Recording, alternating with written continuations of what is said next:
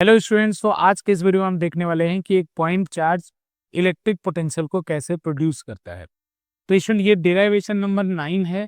इससे पहले भी 8 डेरिवेशन हम कर चुके हैं, जो कि आप हमारे प्लेलिस्ट में चेक कर सकते हैं। स्टूडेंट, हमने ऐसा सोचा है कि जो 65 टोटल डेरिवेशन आपके क्लास 12th के हों, उनको एक ही प्लेलिस्ट में अरेंज किया जाए, जिससे आप क्या करें, बाकी चैप्टर्स को पढ़ लें और डेरिवेशन वाली चीज एक साथ कर लें। तो इससे आपका टाइम बचत होगा और आपका इफिशियंसी बढ़ेगा स्टडी का। तो इसके लिए हमने एक इनिशिएटिव लिया है स्टूडेंट। तो उसी क्रम में, उसी सीक्वेंस में ये 9th डेरिवेशन है। इससे पहले भी 8 डेरिवेशन हम कर चुके हैं। तो अगर आपने हमारे चैनल को सब्सक्राइब नहीं किया है तो कर लीजिए, ऐसे ही आपको वीडियोस देखने को उसमें मिलते रहेंगे। तो चलिए स्टूडेंट, सबसे पहले ये इलेक्ट्रिक पोटेंशियल क्या होता है ये हम समझते हैं। तो इलेक्ट्रिक पोटेंशियल का मैं एक बार आपको डेफिनेशन बता रहा हूँ, फिर मैं उसको समझा दूंगा आपको। तो ये वर्क डन होता है। इलेक्ट्रिक पोटेंशियल क्या होता है? वर्क डन होता है। किसके ऊपर वर्क डन होता है? यूनिट पॉजिटिव चार्ज पे वर्क डन होता है। क्या होता है इलेक्ट्रिक पोटेंशियल? Work done. किसके ऊपर वर्क डन होता है? यूनिट पॉजिटिव चार्ज पे वर्क डन होता है। क्या करने में वर्क डन होता है यूनिट पॉजिटिव चार्ज का? इन्फिनिटी से किसी एक पॉइंट तक ले आने में। और किस पॉइंट तक? जो इलेक्ट्रिक फील्ड के अंदर हो।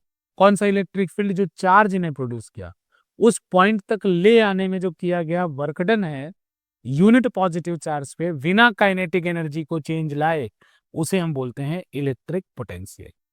तो बस अब एक बार इंग्लिश में, it is the work done to move a unit positive charge from infinity to a point inside the electric field without changing the kinetic energy. Kinetic energy को चेंज किए बिना इंफिनिटी से एक चार्ज को उठा के electric field के अंदर किसी पॉइंट तक लाने में जो वर्क डन होता है उसे इलेक्ट्रिक पोटेंशियल कहते हैं। ये मैंने आपको समझा दिया। तो सबसे पहले कुछ चीजें समझना है। तो बच्चों, एक पॉइंट चार्ज ले लेते हैं। तो ये पॉइंट चार्ज है आपका Q। अब इससे मान लीजिए ये R डिस्टेंस पे आपको इलेक्ट्रिक पोटेंशियल निकालना है। तो अगर R डिस्टेंस पे आपको इलेक्ट्रिक पोटेंशियल निकालना है तो इस पॉइंट चार्ज का इन्फ्लुएंस का इलेक्ट्रिक फील्ड होगा भाई। इन्फ्लुएंस का इलेक्ट्रिक, ये पॉइंट चार्ज है। तो पॉइंट चार्ज से जैसे जैसे आप दूर जाएंगे तो बेटा इलेक्ट्रिक फील्ड कम होती जाएगी। एक कोई ना कोई ऐसा पॉइंट तो होगा जहां पे इसका इफेक्ट लगभग डिमिनिश हो चुका होगा। तो उसके बाद का कोई पॉइंट क्या कहलाएगा? इन्फिनिटी। मैं आपको क्या बताना चाह रहा हूँ? मैं इन्फिनिटी का सिद्ध समझाना चाह रहा हूँ। इन्फिनिटी का मतलब है जहां उस चार्ज का इन्फ्लुएंस खत्म हो जाए, उस पॉइंट को हम लोग क्या बोलते हैं? इन्फिनिटी। तो बेटा ये इन्फिनिटी है।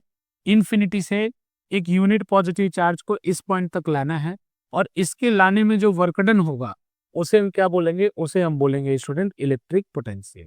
उस पॉइंट तक लाने में जो वर्क डन होगा उसे हम क्या बोलेंगे? Electric potential. अब एक बात समझिए स्टूडेंट, इस पॉइंट तक लाने में जो वर्क डन होगा वो यूनिट पॉजिटिव चार्ज पे निकालना है। और आपको ये पता है कि यूनिट पॉजिटिव चार्ज मतलब 1 कूलम। और बेटा 1 कूलम जो है बहुत बड़ा चार्ज होता है। तो एक काम क्यों ना करे, एक टेस्ट चार्ज को, टेस्ट चार्ज एक छोटा सा चार्ज है जिसकी वैल्यू बहुत छोटी है, इसको उठा के इस पॉइंट तक लाने में वर्क डन निकालना है। और फिर जब पोटेंशियल निकालना होगा जिसका सिंबल V है, तो W/Q कर देंगे। कैसे? अगर Q चार्ज को उस पॉइंट तक लाने में वर्क डन W हुआ है, तो एक चार्ज को लाने में वर्क डन कितना होगा? W/Q। और जो W/Q होगा वही क्या होगा? V होगा।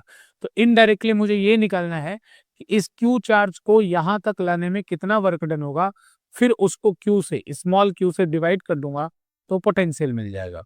तो स्टूडेंट देखिए, इस क्यू चार्ज को कौन ला रहा होगा? तो ये दो लोग ला रहे होंगे। एक एजेंट ला रहा होगा, मैं कोई भी जनरल पॉइंट पे लाके, बेटा एजेंट मतलब जो एक्चुअल में चार्ज को ला रहा होगा, क्यू चार्ज को। और एक इलेक्ट्रिक फील्ड है जो इसको अपोज कर रही होगी। बेटा इलेक्ट्रिक फील्ड तो इसको, जैसे मैं इधर लेके आ रहा हूँ इसको dx, इसको ऐसे लेके आ रहा हूँ, तो इलेक्ट्रिक फील्ड क्या करेगी? उसको अपोज करेगी, बोलेगी मतलब जैसे मैं इस चार्ज को लाना शुरू करूंगा बेटा इलेक्ट्रिक फील्ड मना करेगी। कैसे? बाई रिपल्सन, कि चार्ज को मत लाओ। फिर भी ये जो आदमी था ये मेहनत कर रहा है, बोला ना मैं चार्ज को लेके आऊंगा, तो इसको क्या करना पड़ेगा? इलेक्ट्रिक फील्ड के अगेंस्ट में वर्क डन करना पड़ेगा। तो जो इसने इलेक्ट्रिक फील्ड के अगेंस्ट में वर्क डन किया, वही वर्क डन यहाँ पे W के टर्म में निकाला जाएगा। और एक और बात याद रखेंगे स्टूडेंट, कि जो एजेंट का फोर्स है उसका जो वैल्यू होगा, वो मैग्नीट्यूड होगा, वो इलेक्ट्रिक फोर्स के बराबर होगा। अब बोलोगे क्यों? उसका रीजन है स्टूडेंट, क्योंकि हमने एक स्टेटमेंट लिखा था without changing the kinetic energy. तो अगर काइनेटिक एनर्जी में चेंज नहीं करना है तो दोनों फोर्स शुड बी इक्वल।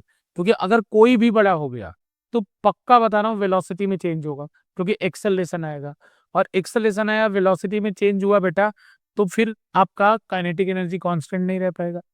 तो सिंपल बात समझो, इतना सारा बात अगर दिमाग से उड़ रहा है तो कि ये एफ ए और एफ बी मैग्नीट्यूड में इक्वल रहेंगे, क्योंकि काइनेटिक एनर्जी जो है कांस्टेंट रहना है, काइनेटिक एनर्जी में कोई चेंज नहीं हो रहा है।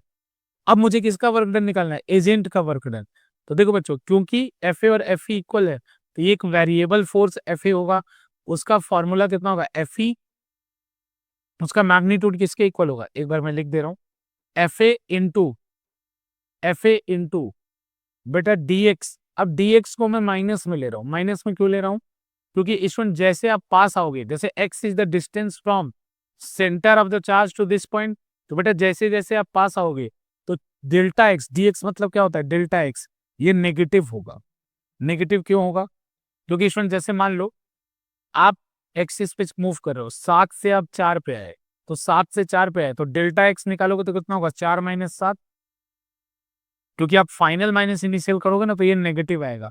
तो क्योंकि मैं उधर बढ़ रहा हूं जहां एक्स कम हो रहा है, तो ये आपके dx की वैल्यू क्या आएगी? नेगेटिव। अब देखो बच्चों, dx इधर है और एफ ए भी इधर है, तो इनके बीच में एंगल कितना आएगा? cos 0 degree. बेटा फोर्स का फॉर्मूला होता है F A into D x into cos theta. तो बेटा cos 0 होगा, क्योंकि फोर्स और डिस्प्लेसमेंट के बीच में एंगल कितना है? 0।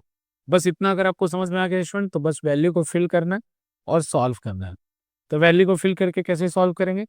W is equals to, minus को बाहर ले लीजिए, एफ ए की जगह रख दीजिए एफ ई का फॉर्मूला क्या होगा? के Q Q upon x square.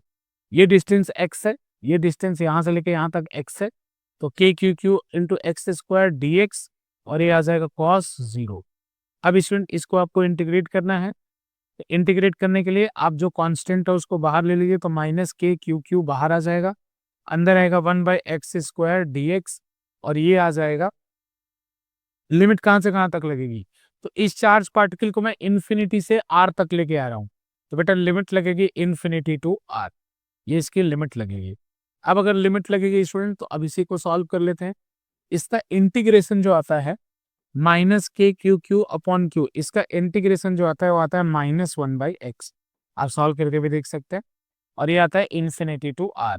अब क्या करते हैं बेटा? सबसे पहले ऊपर वाली वैल्यू फिल करते हैं, तो माइनस के क्यू क्यू, ऊपर वाली वैल्यू फिल करेंगे तो आ जाएगा -1/r, माइनस नीचे वाली वैल्यू फिल करेंगे, तो माइनस लगा के जब नीचे वाली वैल्यू फिल करेंगे, बेटा ये फॉर्मूले में लिमिट का तरीका होता है, पहले आपको ऊपर वाला वैल्यू फिल करना होता है, फिर माइनस लगा के नीचे वाली वैल्यू, तो माइनस लगाया और -1/r में -1/∞ पुट किया, तो बेटा यहां से जो सॉल्व होके आया वो आया माइनस के क्यू क्यू अपॉन -1/r, क्योंकि 1/∞ क्या हो जाता है? 0। 1/∞ 0 हो जाता है, तो ये आता है -k/q/r। तो यहां से वर्कडन किसके इक्वल आया? वर्कडन इक्वल आया बेटा k/q/q अपॉन r के इक्वल आया। वर्कडन किसके इक्वल आया? k/q/q अपॉन r के। तो इसमें यहाँ पे पोटेंशियल किसके इक्वल आएगा? पोटेंशियल इक्वल आएगा kq/r के। Potential will be equal to kq/r। तो ये आपका आंसर है, ये potential due to a point charge का डेरिवेशन है। अगर आप ऊपर की चीज नहीं भी समझना चाहते हैं तो बस ये वाला स्टेप समझिए, इंटीग्रेट कर दीजिए, ये आंसर आ गया। तो स्टूडेंट, अगर ऐसे ही चीज को, ऐसे ही वीडियोस को आप देखने चाहते हैं तो हमारे चैनल को सब्सक्राइब जरूर करें। अगर आप ब्रिटेन नोएडा वेस्ट के आसपास रहते हैं और आपको क्रैश कोर्स या टेस्ट सीरीज बोर्ड की या जेई की लेनी है तो आप हमसे कांटेक्ट भी कर सकते हैं। Thank you.